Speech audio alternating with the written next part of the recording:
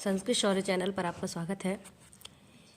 मैं आपको पढ़ा रही हूँ कक्षा 12 का सुभाषित रत्नानी लेसन, जो कि हिंदी के संस्कृत वाले पोर्शन से लिया गया है।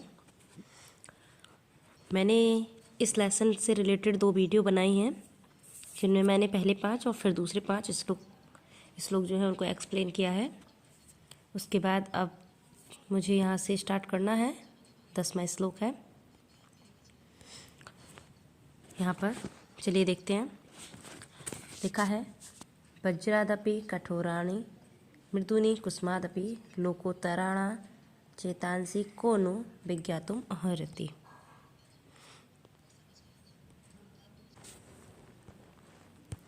कहा गया है वज्रादपि अर्थात वज्र से भी, कठोराणि मीन्स कठोर होता है, और मृदूनि मतलब कोमल होता है, कुसुमादपि कुसुमाद मीन्स कुसुम से भी, कुसुम से अपि मीन्स भी। फिर से देखिए, वज्र से भी कठोर होता है और पुष्प से भी कोमल होता है। क्या? लोकोत्तराणाम, यानी कि इस संसार में जो उत्तम लोग हैं उनका हृदय, जिस संसार में जो उत्तम लोग हैं उनका हृदय वज्र से भी कठोर होता है और पुष्प से भी कोमल होता है। को नु विज्ञातुम अर्हति, ऐसा कौन नहीं जानता है या जानने के योग्य है। ऐसा कौन नहीं जानने के योग्य है। अगला देखिए, अगला कहा है प्रणति या सुचरितय पितरम सपुत्रो यद भर्तुरे हितमिच्छति तत्कल्यत्र तन्मित्रम आपति सुखे च समक्रियेयद एतंत्रियम जगति पुण्यकृतो लभन्ते। कहा गया है प्रणति मतलब प्रेम करने वाला, या मीस जो, सुचरिता में चरित्रवान, पितरम मीस पिता का, सा मीस वह, पुत्र मतलब पुत्र। देखिए, वह पुत्र जो पिता के लिए प्रेम रखता हो और चरित्रवान हो। फिर कहा गया है यद मीस जो, भर्तुर मीस पति की, एव मीस ही, हितम मीस हित की, इच्छति मीस इच्छा रखती हो, वह, कलयत्र मतलब पत्नी। फिर से देखिए, जो ऐसा पुत्र या वह पुत्र जो पिता से प्रेम करता हो और चरित्रवान हो, जो भर्तुर एव पति से ही या पति की ही हित की इच्छा करती हो, वह पत्नी।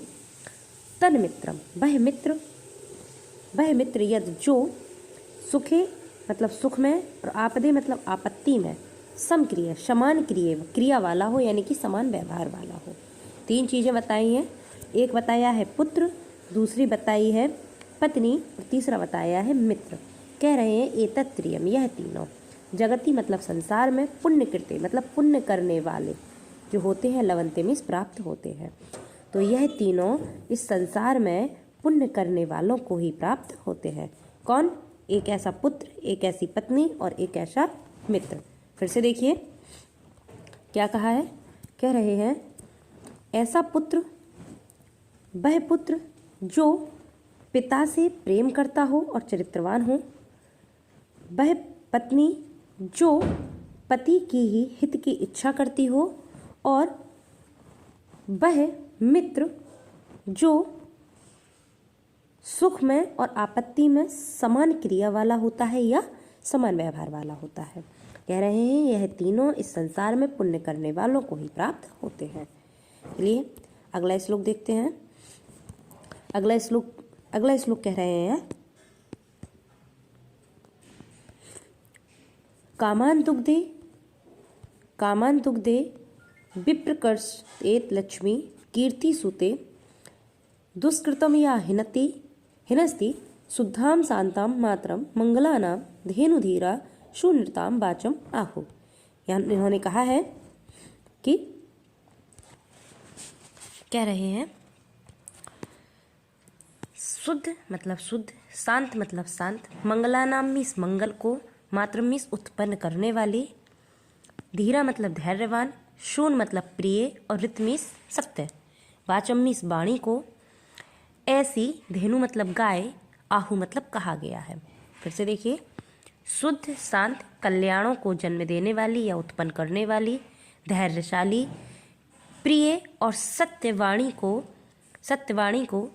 ऐसी गाय कहा गया है जो, यहाँ पर लिखा हुआ है जो, कामान में इस इच्छाओं को, दुग्धि मतलब पूर्ण करती है, विप्रकर्षति, विप्रकर्षति का मतलब होता है दूर करती है, अलक्ष्मी मतलब निर्धनता को या दरिद्रता को। कह रहे हैं जो कामनाओं को पूर्ण करती है और दरिद्रता को या अलक्ष्मी को दूर करती है। कीर्ति सुते, कीर्ति मतलब यश को, श्रुते मतलब प्रकाशित करती है या फैलाती है, और दुष्कृतम मीस पाप कृत्यों को, दुष् मतलब पाप, कृत्य मीस कर्मों को, जो पाप कर्म होते हैं उनको हिनस्ती मतलब मारती है। फिर से देखिए क्या कहा है, शुद्ध शांत कल्याण को उत्पन्न करने वाली, धैर्यशाली, प्रिय और सत्यवाणी को ऐसी गाय कहा गया है जो कामनाओं को पूर्ण करती है, निर्धनता को, कामनाओं को पूर्ण करती है, निर्धनता को दूर करती है, यश को फैलाती है और पापों को नष्ट करती है। इसके बाद चलिए अगले श्लोक पर आते हैं। अगला श्लोक है, कहा गया है व्यतिष्ठति पदार्थानाम अंतरः कोऽपि हेतु न खलु बहुरूपाधीन प्रीतसया संशयन्ते विकसन्ति हि पतंगस्य उदये पुंडरीकम द्रवती च।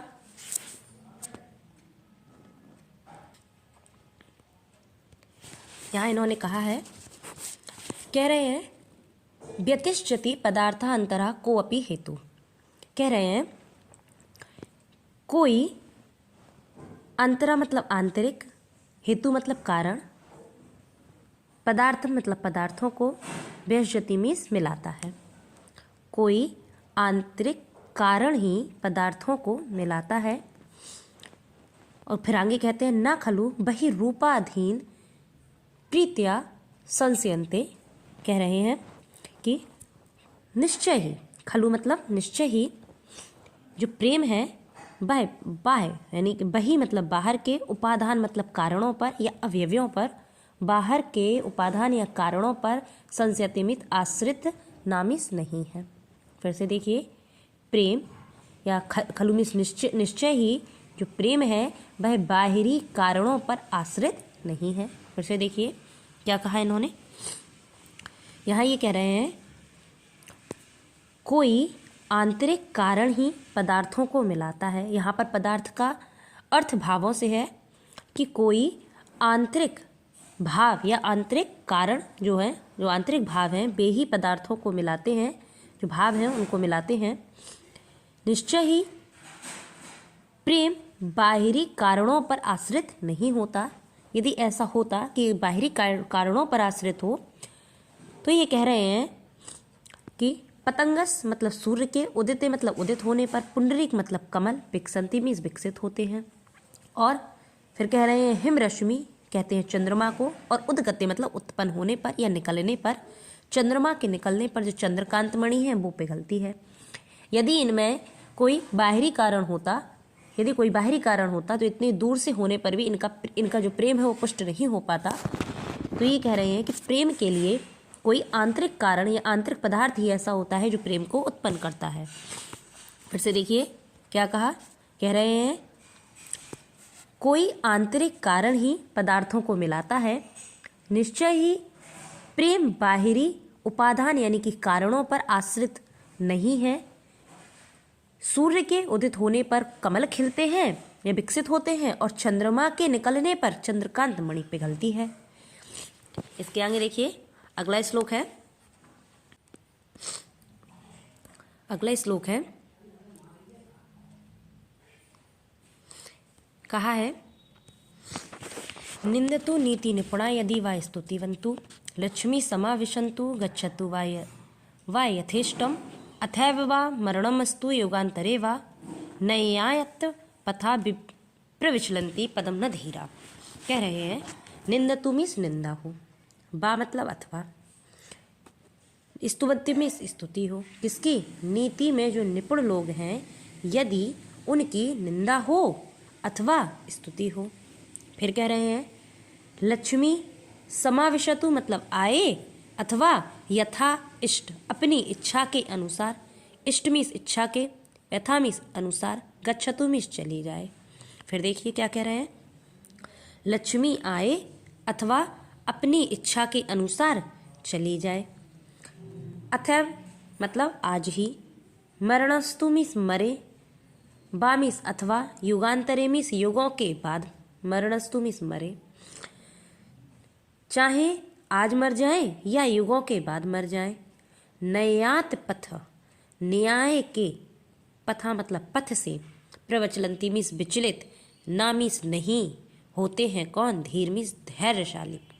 धैर्यशाली जो लोग होते हैं उनके जो पद यानी कि जो चरण हैं या जो पद हैं या उनके जो कदम हैं वे न्याय के पथ से विचलित नहीं होते हैं। फिर से देखिए, नीति निपुण लोगों की निंदा हो अथवा स्तुति हो, लक्ष्मी उनके लिए आए या फिर अपनी इच्छा से चली जाए, वे आज ही मर जाएं या युगों के बाद मर जाएं, नीति के मार्ग पर चलने वाले जो लोग होते हैं, चलने वाले जो धैर्यशाली पुरुष होते हैं, वे कभी अपने मार्ग से विचलित नहीं होते हैं। चलिए अगला श्लोक देखते हैं। अगला श्लोक है, ऋषियो राक्षसीम आहु वाचनम उन्मत्त दीप्त्यो सा योनि सर्ववैराणाम सा ही लोकस्य निरृति। कहा जा रहा है कि ऋषियों ने, राक्षसी मतलब नहीं, यहाँ से नहीं, यहाँ से लेते हैं, ऋषियों ने उन्मत्त यानी कि अहंकारी और दृप्त्यो कहा गया है मतवाली। तो देखिए, उन्मत्त यानी कि मतवाली और दृप्त्यो मतलब अहंकारी। आहुम मतलब वाणी को कैसी वाणी कहा है, राक्षसी वाणी कहा है। देखिए फिर से देखते हैं, यहाँ पर कह रहे हैं ऋषियों ने उन्मत्त यानी कि मतवाली और अहंकारी वाणी को राक्षसी वाणी आहु मतलब कहा है। ऋषियों ने उन्मत्त यानी कि मतवाली और अहंकारी वाणी को राक्षसी वाणी आहु मतलब कहा है। सा मीन्स यह है, सा कौन, ऐसी वाणी, कौन सी वाणी, जो उन्मत्त और जो दीप्त से भरी है यानी कि अहंकार से भरी है। सा मीन्स वह वाणी योनि अर्थात योनि का मतलब है उत्पन्न करती है, सर्ववैराणाम में सभी बैरों को यानी कि सारी शत्रुता को, और सामीस वह, लोकश में संसार में, निरृति मतलब पाप का भागीदार बनवाती है, या यहाँ पर हम कह सकते हैं कि विनाश का कारण बनती है।